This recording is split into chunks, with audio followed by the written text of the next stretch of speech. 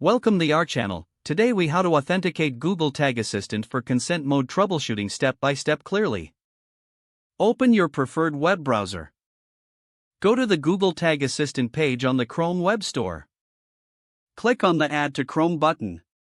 Confirm the installation by selecting Add Extension. Wait for the installation to finish. Once installed, locate the Tag Assistant icon in your browser's toolbar.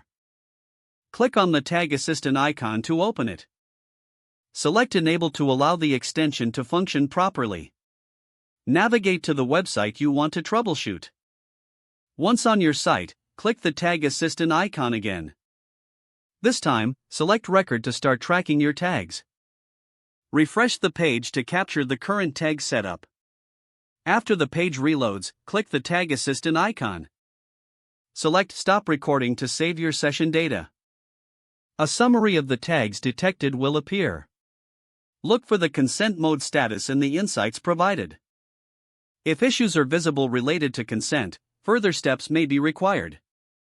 Navigate to the Google Tag Manager interface. Sign in with your Google account credentials. Select the container for the website you are troubleshooting. Go to the Variables section in Google Tag Manager. Check if the consent-related variables are properly configured. Make adjustments if necessary, ensuring that consent parameters are accurately set.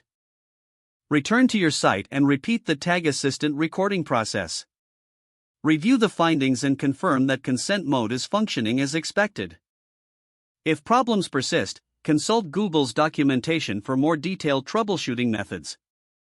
If the page does not load, refresh the browser or try again in a private or incognito window. Make sure you are using the correct email address, then retype it carefully to avoid small typos. If your password is not accepted, use the reset option and create a new strong password you can remember. Don't forget to like this video and subscribe to our channel for more step-by-step tech guides.